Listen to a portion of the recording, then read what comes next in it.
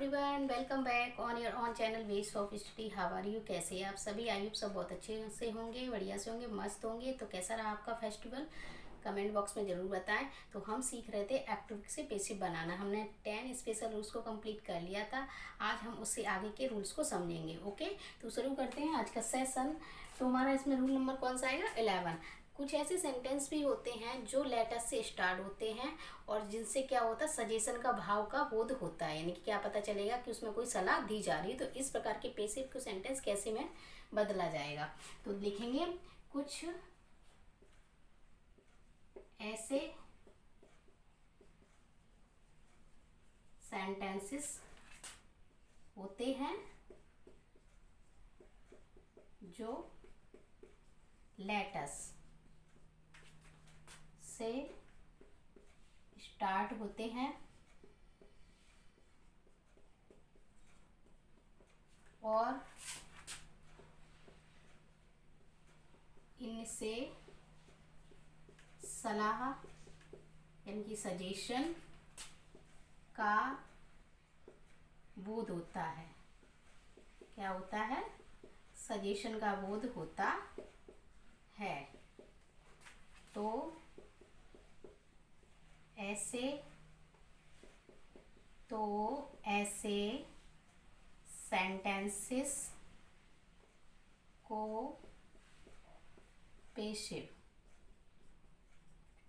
पेशिव में इस प्रकार से बदला जाता है।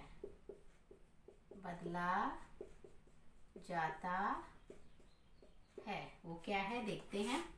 पेसिव स्ट्रक्चर देख लेते हैं, क्या बन जाएगा पेसिव स्ट्रक्चर।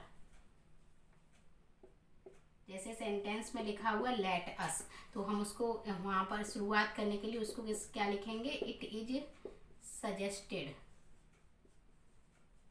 दैट प्लस क्या यूज करेंगे हम? वी प्लस शुड और प्लस मैन वर्ब की फर्स्ट फॉर्म। ध्यान रखना कौन सा होगी फॉर्म? फर्स्ट, क्योंकि यहाँ हेल्पिंग वर्ब क्या दी गई? शुड, और शुड के साथ क्या यूज करते हैं हम? मैन वर्ब की फर्स्ट फॉर्म का यूज करते हैं। जैसे कि एग्जांपल लिया हमने, लेट अस सिंग। क्या लिखा हमने? लेट अस सिंग। तो उसको कैसे बनाएंगे? It is suggested that.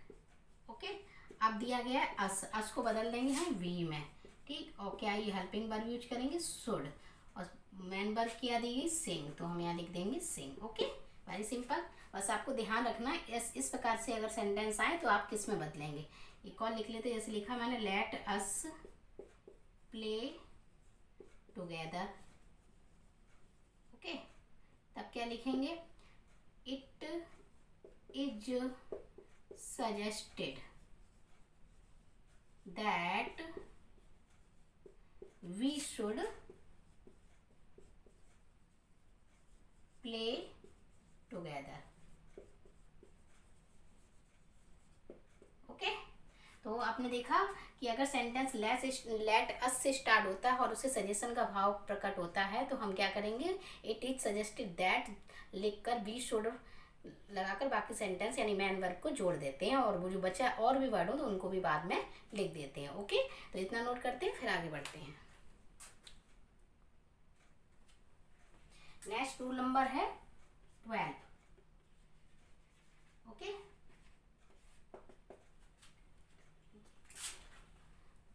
क्या लिखेंगे हम? जैसे कि आपका सेंटेंस हु से स्टार्ट होता है तो हम क्या करेंगे? उससे बाय हुम में बदलकर सेंटेंस को बना देते हैं। जैसे कि आपका क्या है? Active sentence. यदि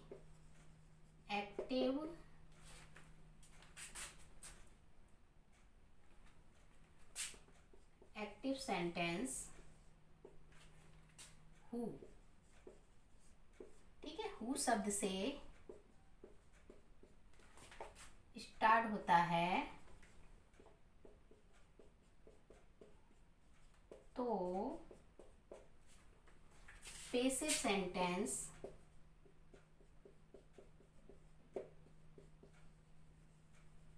इस प्रकार से बनाते हैं।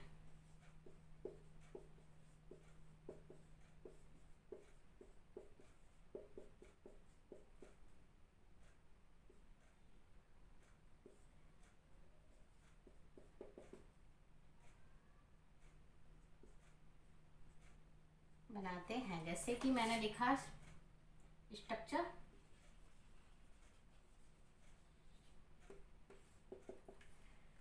हु को किस में बदल लेंगे, बाय हुम में, ठीक है। प्लस हेल्पिंग वर्ब, इसे ऑक्सिलरी वर्ब भी कहते हैं, okay. Plus subject,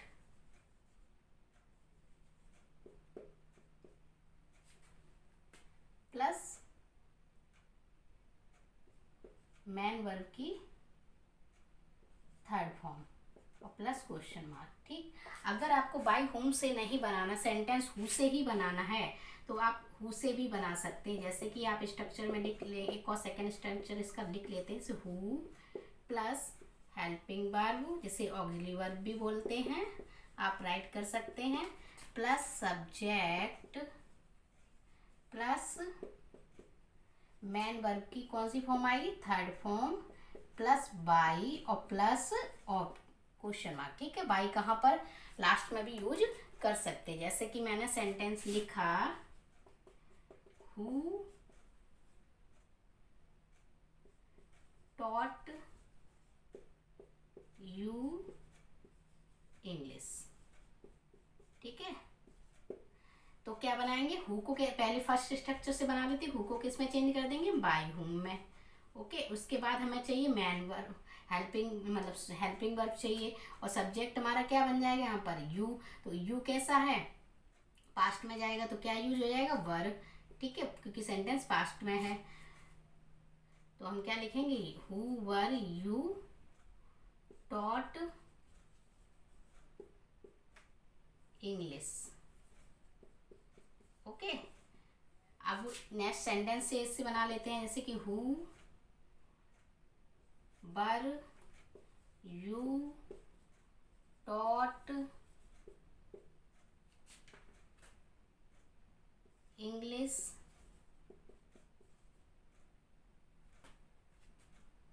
bye, okay.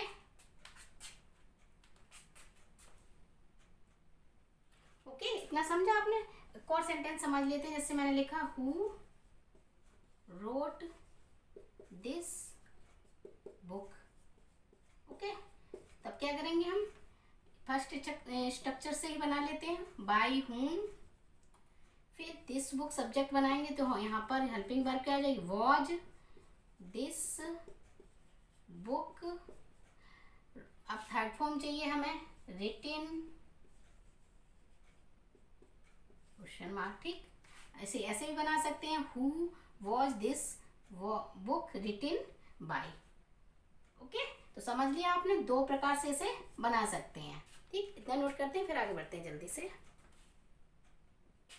Next rule number है 13। अगर आपके एक्टिव सेंटेंस में विच और हुम का प्रयोग रहता हो तो आप उसे किस प्रकार से बनाएंगे, वो देख लेते हैं हम। जैसे कि यदि एक्टिव सेंटेंसेस में विच या हुम का प्रयोग रहता है तो पैसिव इस प्रकार से बनाते हैं,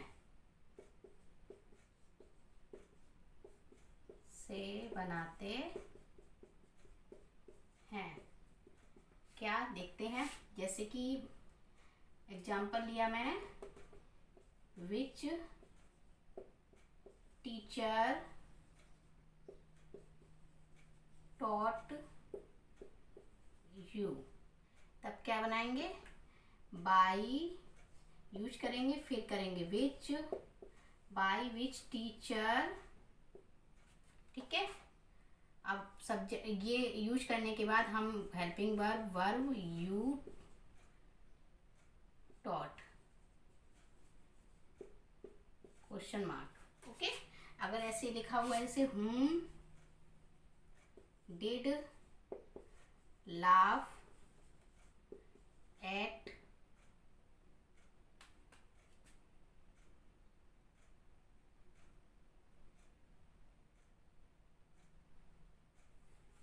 लिखेंगे whom did you laugh at।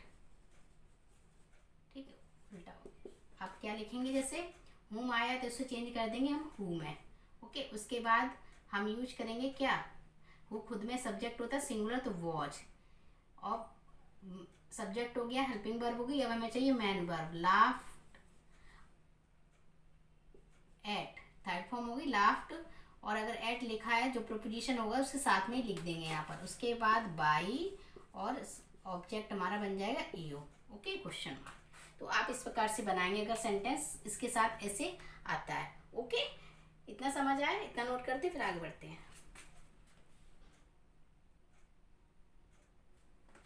Next rule number है 14। यदि एक्टिव सेंटेंस में क्या हो, यदि एक्टिव सेंटेंसेस में कुछ आपको शब्द याद करने पड़ेंगे, जैसे कि मैंने लिखा बिलीव, ठीक है, क्लेम, फाइंड, कंसीडर,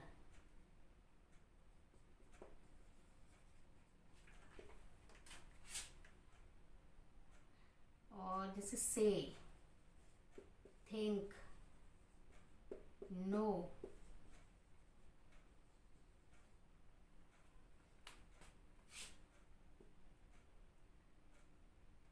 फील, ठीक, आदि शब्द आए तो पेशिव इस प्रकार से बनाते हैं।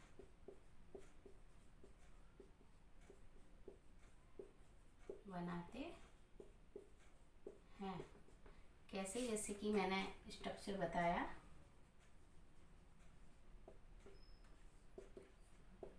इट प्लस ऑक्सिलरी वर्ब या helping verb plus man verb की थर्ड फॉर्म और प्लस क्लॉज। क्लॉज का अर्थ रेस्ट सेंटेंस, जितना बचा हुआ सेंटेंस उसको लिख देंगे। ओके, जैसे मैंने सेंटेंस लिया,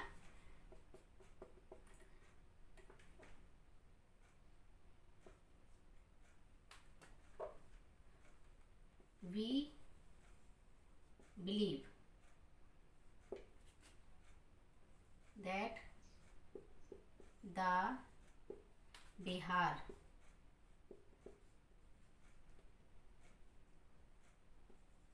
गवर्नमेंट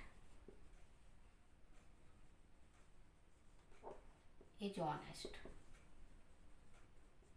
ओके, ये लिखा मैंने। तो इसे कैसे बनाएंगे, इट से स्टार्ट करेंगे सेंटेंस, बिलीव यानी कि सिंपल मतलब प्रेजेंट में, तो इज लिखेंगे, इट इज बिलीव्ड, लिख दिया। उसके बाद हम क्या करेंगे, जो भी बचा हुआ सेंटेंस है उसको राइट कर देंगे।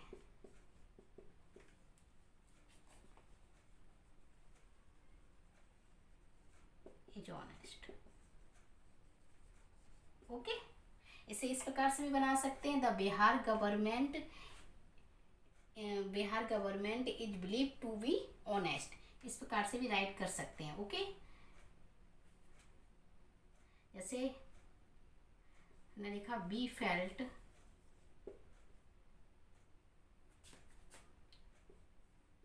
द टीचर्स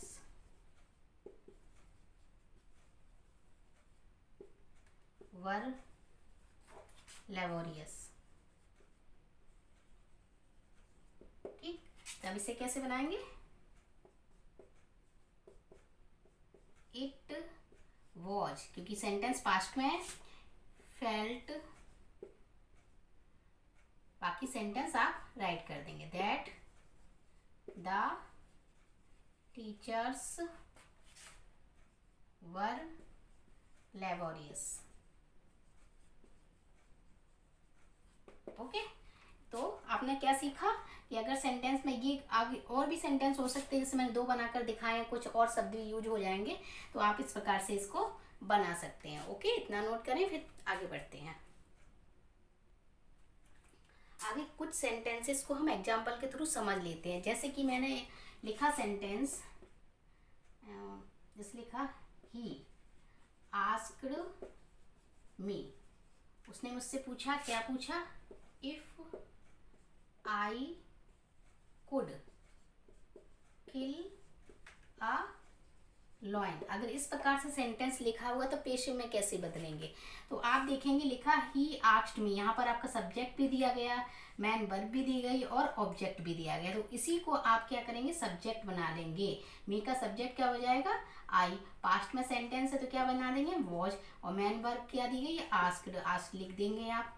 ठीक, उसके बाद ही आपको नहीं लिखना, वो सेंस फिर से उसका मीनिंग होता है, बात मतलब उसको लिखना जरूरी नहीं है, आप ऐसे ही बना सकते हैं। ठीक, आई वाज आस्क्ड मी, और बाकी जितना भी सेंटेंस लिखा हुआ है रेस्ट सेंटेंस, उसको आप नोट कर देंगे। Clear, very simple. अगर ऐसा सेंटेंस दिया गया तो आप इसको यहीं सर मी जो, क्योंकि यहाँ पर हमें सब्जेक्ट ऑब्जेक्ट वर्ब सब कुछ मिल गया है, तो इसी को आप पेशे बनाकर नोट कर देंगे। जैसे कि एक और लिख लेते हैं, she asked me, asked me who had beaten me। ठीक, तब क्या बनाएंगे आप यहाँ, क्योंकि ये आपने आगे हम नेक्स्ट जो टॉपिक पढ़ाने होंगे डायरेक्ट नरेशन पढ़ाएंगे, तब आपको पता चलेगा। ये एक नैरेटिव सेंटेंस था जिसमें आपने इफ लगाया था। यहाँ पर ये कंजंक्शन का काम हु खुद ही करता है, इसलिए यहाँ पर कोई इफ या वेदर का यूज नहीं करना था। ठीक, तो हम क्या करेंगे, फिर से वही फॉलो करेंगे। मी का क्या कर देंगे, आई वॉज आस्क्ड। ठीक, बाकी बचा हुआ सेंटेंस आप नोट कर देंगे, who had beaten me. Okay, और समझा दें, जैसे एक और लिखा मैंने, he requested me to come next day. Okay, तब क्या करेंगे, वेरी सिंपल, वही आई का क्या कर देंगे, सॉरी मी का क्या कर देंगे, I was requested to come next day, मुझसे रिक्वेस्ट की गई कि नेक्स्ट डे आप आए। ओके, तो इस प्रकार से भी सेंटेंस आए तो आप कैसे बनाएंगे वो मैंने आपको बनाना बताया। ओके, अगर और सेंटेंस और स्पेशल रूल्स की कुछ और आपको नीड होगी तो मैं आपको नेक्स्ट क्लास में उसको बताऊंगी। तो आज के लिए बस इतना ही, मिलते हैं नेक्स्ट क्लास में। अगर वीडियो अच्छा लगता है तो लाइक शेयर कमेंट जरूर करें, और डिटेल में पढ़ना है तो चैनल को सब्सक्राइब जरूर करें। ओके, तो तब तक रखें अपना ध्यान, bye bye, take care, thank you.